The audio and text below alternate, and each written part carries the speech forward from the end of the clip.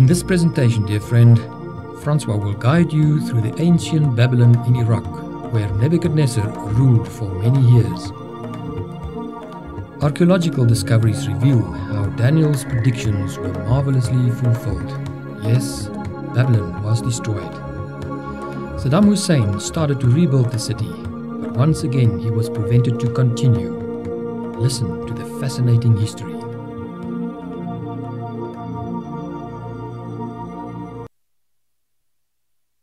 God allows nations to acquire power in order to rule righteously and uplift people. History reveals the fact that whenever a nation abuses its God-given privileges, its greatness vanishes. And this is exactly what happened to the ancient Assyrian Empire. They abused their God-given privileges, and their glory vanished. In 689 BC, Sennacherib ruthlessly destroyed Babylon. The cruelty of this war can be seen on the war relief discovered by archaeologists in the ruins of his palace. And then shortly after this cruel war, he decided to invade Judah, and there he destroyed 46 cities. His main objective was, of course, to wipe Jerusalem from the face of the earth, but God prevented him from doing it. In 645 BC, the Assyrian king called Ashurbanipal attacked the city of Susa with his mighty army, and many innocent people were destroyed. As I walked across the ruins of this ancient Elamite capital of Susa, I thought of the many innocent people that were taken captive to Samaria and Israel. This was their very last act of atrocity. God was going to make an end to the cruelty of the Assyrians. He had hoped that the preaching of Jonah would have averted their punishment, but their repentance only lasted for a while. History tells us that there were three great warriors who defeated the Assyrians: Nabopolassar, along with his son Nebuchadnezzar, both of Babylon, and Sennacherib, the Median ruler of Ecbatana. The treaty signed between Esarhaddon, the Assyrian king, and the Medes a few years earlier did not prevent the destruction of Nineveh. The prophet Nahum predicted its fall, and all the treaties of the world could not avert the destruction. And now for the fascinating biography of Nabuchodonosor, also known in the Bible as Nebuchadnezzar. For 2,600 years, virtually all the knowledge about this man was obtained only from the Bible, the one source, and the writings of Josephus, the other source. But then in 1956, the Babylonian Chronicle was discovered. And what a discovery! Describing the events of the first 11 years of the reign of Nebuchadnezzar. In 605 BC, he defeated the Egyptians and the rest of the Syrian army at a place called Carchemish on the upper Euphrates River. I had the privilege of visiting this great historical battlefield at Carchemish, also called in modern Arabic Jarablus. Nebuchadnezzar then conquered the rest of Syro-Palestine and accepted the surrender of Jerusalem in 605 BC. He took some of the Jewish hostages to Babylon. Among them were Daniel and his 3 friends. The purpose of the king in taking the hostages to Babylon was to re-educate them to be Babylonian in their thinking. To help them think Babylonian, he even changed their names. If you break up Daniel's Babylonian name, Belteshazzar, you get 3 components. First one, Belet. This is the title of a Babylonian goddess. Shar, the word for king, and then the verb Usur, which means to protect. Literally, Daniel's Babylonian name means, may the goddess Belet protect the king. That's the king Nebuchadnezzar. You see, the king of Babylon wanted to brainwash Daniel with this heathen name. The rebellious city of Jerusalem caused Nebuchadnezzar to punish it again in 596 BC. This time the prophet Ezekiel, along with 10,000 distinguished citizens, as well as King Jehoiakim, were taken captive to Babylon. Jerusalem was finally destroyed after a siege of 2 years in 586 BC. The Jews were victims of their own stubborn rebellion. But God cares even about stubborn people, and His love will persist in trying to make them kind and obedient. Come with me to the site of ancient Babylon. It was right here that God revealed His love for Jews and heathen in a very unique manner. The first major object that attracts one's attention as you approach the site is this huge painting of Saddam Hussein. This man regards himself as the new Nebuchadnezzar. 3 horses are pursuing the enemy, which is Cyrus the Great. But he's also telling you and me that he now has more than just horses to keep you out of Iraq. He possesses an AK-47. His painting is erected on a very important historical site. The mound in the background is the place where Nebuchadnezzar's summer palace once stood. The name is Bab-Ilu, and that means the gate of the god Ilu. This diagram of the city shows the location of both his southern and northern palaces. Let me tell you about a strange dream the king had right here at his northern palace. Daniel chapter 2 verse 1 says, "In the 2nd year of his reign, Nebuchadnezzar had dreams. His mind was troubled and he could not sleep." As I walked through the ancient Babylon, I thought of how the king ordered his wise men to tell him what he dreamt or die. A young Hebrew captive called Daniel asked the king for a little more time to recall and interpret the dream. In my imagination, I see Daniel walking the procession way to the palace of the king. After he and his 3 friends prayed about the matter, God revealed the king's dream to Daniel. Let's listen to the conversation between the king and the young man Daniel. Daniel 2 verse 26. The king asked Daniel, also called Belteshazzar, "Are you able to tell me what I saw in my dream and interpret it?" Daniel surprised the king and everyone else when he said no. But there is a God in heaven who can. And then Daniel did the impossible. He told the king what he dreamt in his own bed, in his own palace, even when the king could not remember the dream. Verse 29. "As you were lying there, O king, your mind turned to the things to come, and the revealer of mysteries showed you what is going to happen." When you study the political scene round about 603 BC, when Nebuchadnezzar had the dream, you appreciate his fear about the future. Like you and me also fear the future at times. Since 605 BC, when he conquered the Syro-Palestine area, he had quite a job establishing his new kingdom. Although he defeated the Egyptian army of Pharaoh Necho previously, they were now preparing for another military onslaught. I had the privilege of visiting Nebuchadnezzar's throne room, which Saddam Hussein restored. When I stood here, I thought of the loving and considerate God that we serve. God gave this unconverted heathen king a rundown of all the kingdoms from his time till the end of time. But he also gave the king the assurance of a future eternal peaceful kingdom where all tears will forever end. But God not only spoke to a cruel heathen Babylonian king 2,600 years ago, the dream has a message of hope for you and me who live in a time of fear and great political turmoil.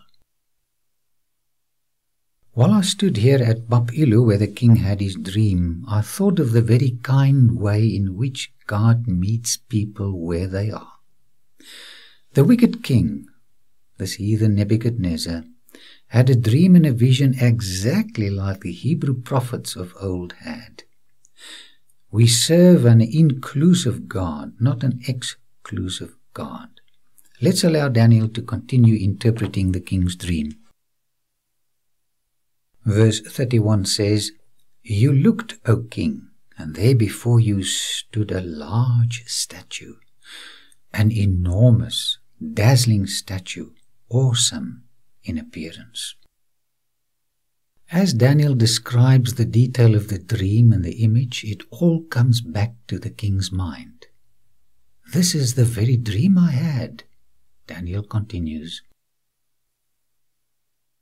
Verses 32 and 33.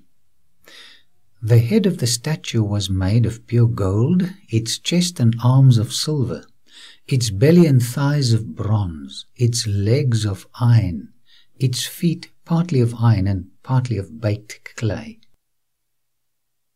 Now gold, silver, bronze and iron were a familiar sequence to the king. The Greek philosophers in his palace believed that life begins with gold, then you enter the youth of silver. Bronze belongs to the middle-aged people and iron to the old age. Then when you die, the cycle starts all over again. You begin with the precious gold of childhood and end in the not-too-precious iron of old age. This was all the ancient philosophers could offer: birth and death, birth and death, birth and death, ad infinitum, nothing beyond. Just an endless cycle of what? Well, of pain, disappointments, loss, and finally death. I told my daughter Loretta that I'm not sure if I would be interested in having all the pain and disappointments of this life for a second and a third and a millionth time all over again. As we'll see in a moment, the different metals represent the rise and fall of kingdoms from the time of Nebuchadnezzar till our day. But it also represents the endless failures of humanity. Fortunately, God reveals to the king that he has something far more exciting in mind for his children than just an endless cycle of life and death. Listen to the ultimate and final extinction of human experiences of pain, disappointments, and death. 34. While you were watching, a rock was cut out, but not by human hands. It struck the statue on its feet of iron and clay and smashed them. What a friendly super rock is going to make an end to the human phenomenon of misery. How completely will sin and its results be eradicated? Daniel tells the king. Verse 35. Then the iron, the clay, the bronze, the silver and the gold were broken to pieces at the same time and became like chaff on a threshing floor in the summer. The wind swept them away without leaving a trace, but the rock that struck the statue became a huge mountain and filled the whole earth. When God is going to clean up the human mess of pollution, you will not find a trace of it. The prophet Isaiah agrees with what Daniel says on this issue. Isaiah 65 verse 17. Behold, I will create new heavens and a new earth. The former things will not be remembered, nor will they come to mind. My friend, you will not be able to remember the one who broke your heart. When God cleanses the earth, He will also clean up our bad memories. I'm looking forward to that glorious, happy day. What about you? I wish I had been in this Babylonian throne room when Daniel revealed the king's dream. Can you see that expression of amazement on the king's face? I'm sure he realized that God was speaking to him in a very special way. And I hope you too realize that God is speaking to you in a special manner right now. Daniel, says the king, please explain to me the meaning of this dream. Verses 37 and 38. You, O king, are the King of kings. The God of heaven has given you dominion and power and might and glory. In your hands he has placed mankind and the beasts of the field and the birds of the air. Wherever they live, he has made you ruler over them. You are the head of gold. When you study Babylonian history, you'll appreciate the biblical reference to gold, because the wealth of the ancient world was just pouring into this world metropolis.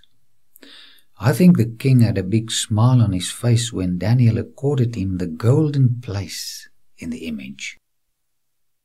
When I visited the procession way on which the king used to walk on New Year's Day, I thought of the interpretation of the dream of the image. Daniel knew the Babylonian empire of gold would be replaced by an empire of silver. But if he tells this to the king, he may lose his life. But Daniel maintained a certain principle right through his life, and that was, do what is right and leave the consequences to God. Listen to him. Verse 39. After you another kingdom will rise, inferior to yours, its chest and arms of silver. During our next lecture, we will spend more time on the fascinating story of the Silver Kingdom. This kingdom made its appearance upon the scene of ancient history at the exact time Daniel predicted it would. Next, a third kingdom of bronze will rule over the whole earth. Verse 40. Finally, there will be a fourth kingdom, strong as iron. For as iron breaks and smashes everything, and as iron breaks to pieces, so it will crush and break all the others. As the king listens to Daniel, he becomes more curious about the last part of his dream, which mentions the feet of iron mixed with clay. They have come to the end of the image. What is going to happen next?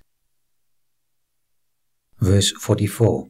In the time of those kings, the God of heaven will set up a kingdom that will never be destroyed, nor will it be left to another people. It will crush all those kingdoms and bring them to an end, but it will itself endure forever. One wonders what Nebuchadnezzar thought of the statement that God's kingdom would endure forever. The Assyrian Empire before him did not endure forever. Presumably his kingdom would neither endure forever, as Daniel predicted that none of the kingdoms that would succeed him would continue forever. You are looking at a representation of the Babylonian god of Bel-Marduk on the walls of the Ishtar Gate. He was one of many that the king worshipped, and now he hears of a god who transcends all Babylonian gods.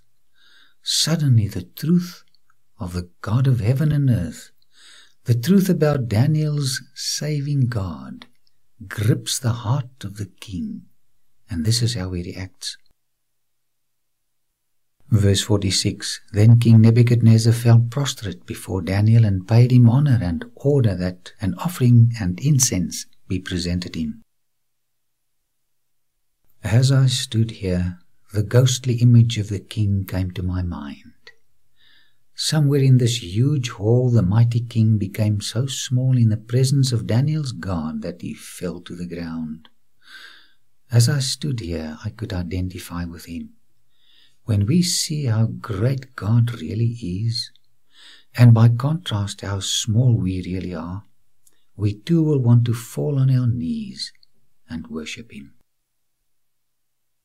Verse 47. The king said to Daniel, surely your God is the God of gods and Lord of kings and a revealer of mysteries, for you were able to reveal this mystery.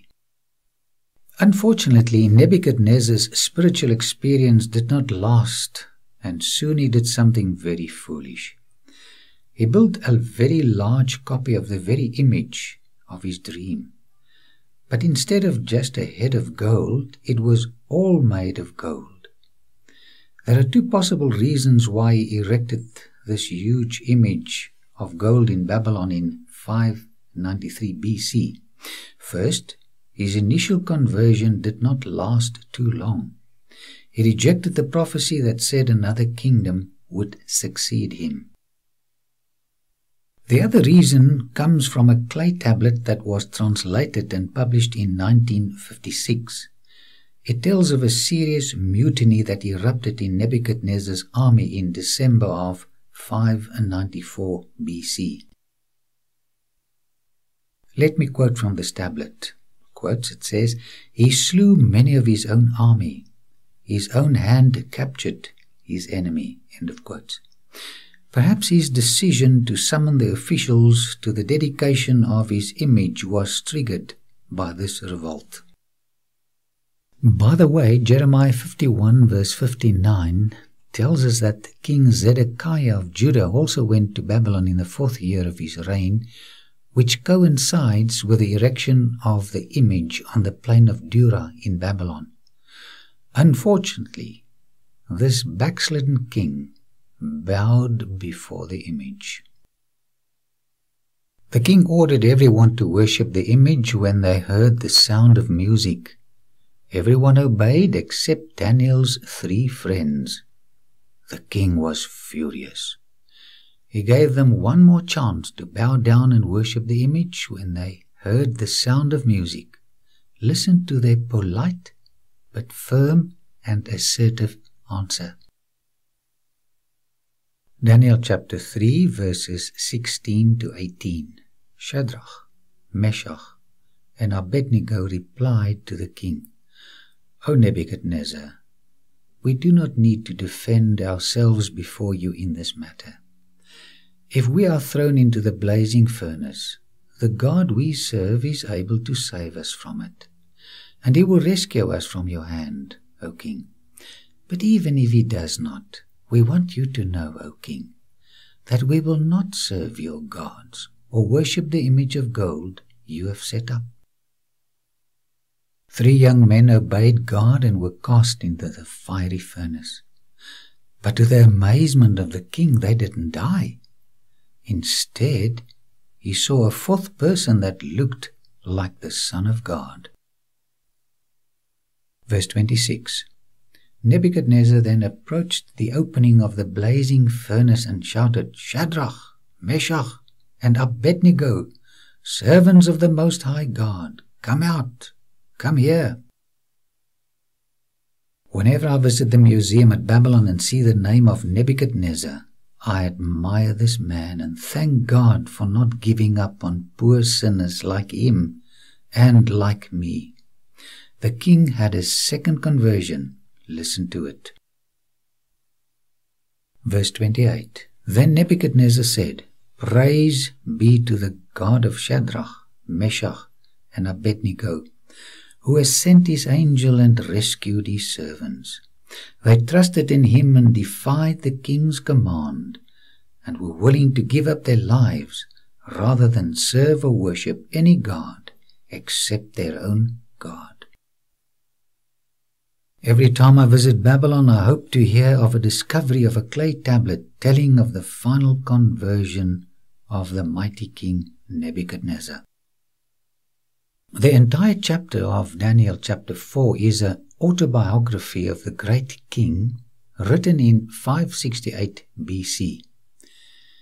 He had ruled for 36 years. The wealth of the ancient world was pouring into Babylon. Nabopolassar, his father, only had 1 palace. Nebuchadnezzar built 3. One of them was roofed with a garden of exotic trees and shrubs. He built it especially for his wife Amuhaya from Ecbatana. The palace of the Hanging Gardens was regarded as one of the 7 wonders of antiquity. The desolate area you're looking at was called the Esagila. It had 53 temples, 955 small sanctuaries, and 384 street altars.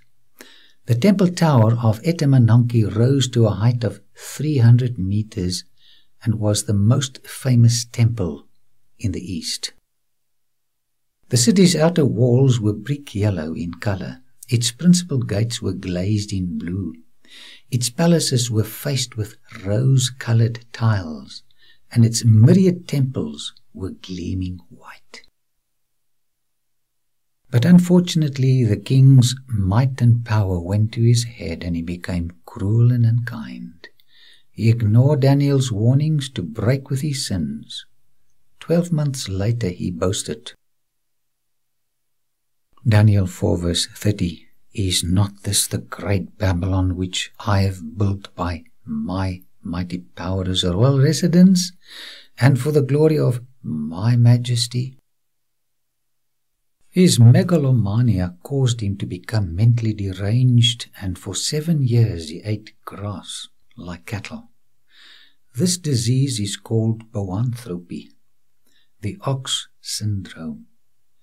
If you could turn the clock back to that time, you would see the king grazing over here. Next time you visit the British Museum, ask to see the clay tablet that mentions Nebuchadnezzar's madness. It was translated in 1975. It says that his life appeared of no value to him. He does not love son and daughter. Family and clan do not exist. You know, mad people don't care about others.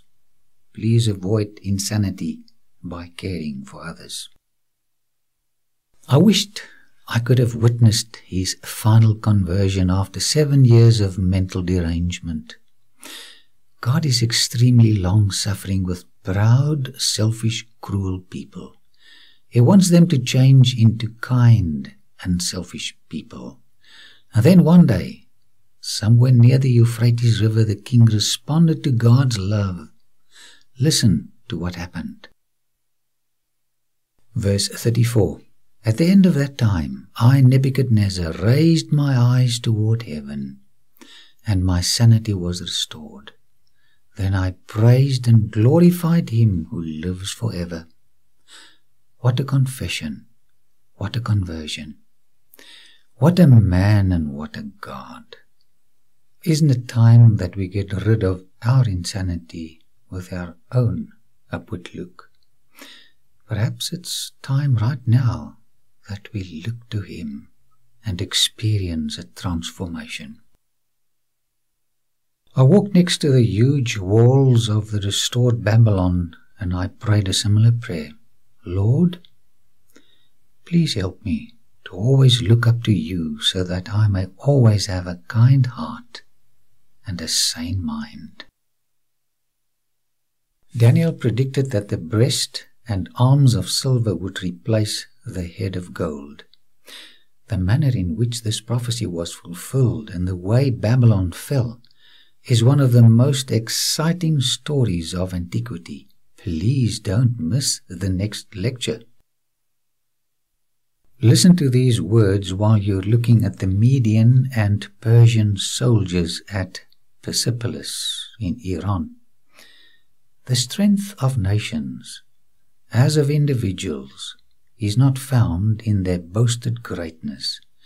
It is measured by the fidelity with which they fulfill God's purpose. This comes from the book Prophets and Kings, page 502. God's purpose for you and me is to be kind to people around us. By His grace, I want to be that kind person. What about you? Let us ask God to take away our hearts of stone and give us kind, sympathetic hearts of flesh.